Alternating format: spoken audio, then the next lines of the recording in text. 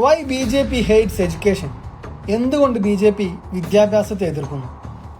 ഇത് കണ്ടില്ല നിങ്ങൾ? പാർട്ടികൾക്കെതിരെ നാട്ടുകാരുടെ ഹിറ്റ്. ജയ്പൂരിൽ CJP പ്രവർത്തകരെ തല്ലിയോടിച്ച് നാട്ടുകാർ. എന്താണ് ഇതിന്റെ സത്യാവസ്ഥ എന്നറിയണ്ടേ?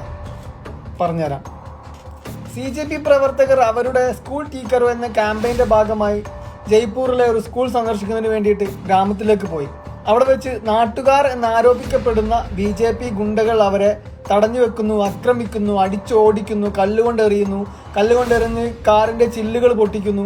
നിങ്ങളൊന്ന് നോക്കണം, ഈ ജൻ TV അടക്കം പാറ്റകളെ അടിച്ചോടിച്ചു എന്ന് ക്യാപ്ഷൻ കൊടുത്തൊരു പോസ്റ്റർ ഇടുമ്പോൾ അതെന്തിനു വേണ്ടിയാണെന്ന് നോക്കണം.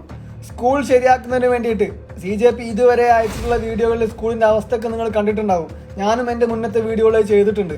ആ അവസ്ഥകളിലുള്ള സ്കൂളിനെ ശരിയാക്കിയെടുക്കൂ എന്ന ക്യാപ്ഷനോട് കൂടിയിട്ടാണ് അവർ ഈ ക്യാമ്പയിന്റെ ഭാഗമായിട്ട് സ്കൂളുകളിലേക്ക് എത്തുന്നത്.